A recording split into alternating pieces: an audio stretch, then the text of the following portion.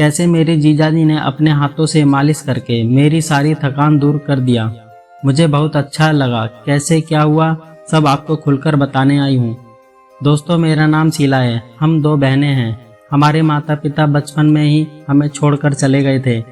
मैं दिल्ली की रहने वाली हूँ। मैं एक विधवा औरत हूँ। मेरे पति की मौत आज से 1 साल पहले ही हुई है। मेरी एक छोटी बहन है।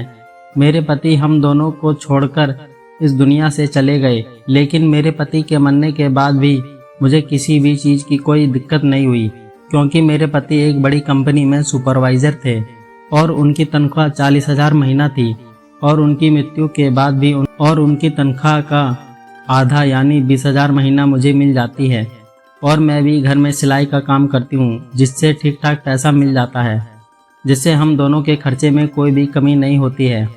दोस्तों, मेरी छोटी बहन का नाम रचना है और अब वह 25 साल की हो गई है।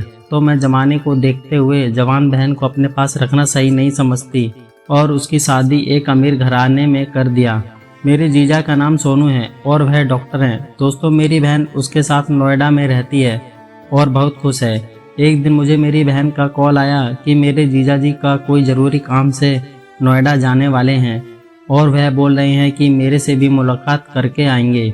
तो मैं बोली, तुम भी जीजाजी के साथ आ जाओ। तो वह बोली, नहीं दीदी, मैं 15 दिन बाद आऊंगी। तो मैं बोली, ठीक है। उसके अगले दिन मेरे जीजाजी आने वाले थे, तो मैं उनके लिए खाने पीने का सामान लाने बाजार गई, क्योंकि वह मेरा इकलौता जीजा है और पहली बार मेरे ससुराल आ रहा है, तो उनका जो स्वागत करना था सब मुझे ही करना था।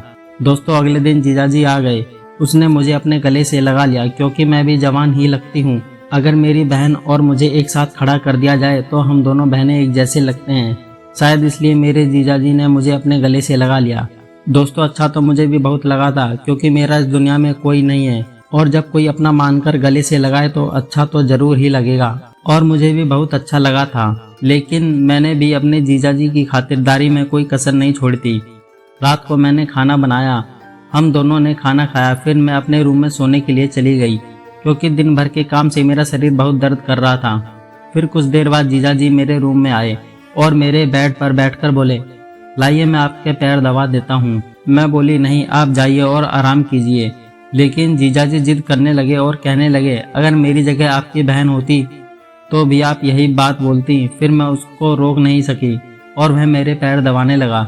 कुछ देर दबाने के बाद जीजाजी बोले, रुकिए, मैं तेल से आपके पैर की मालिश कर देता हूँ, इससे आपकी पूरी थकान चली जाएगी।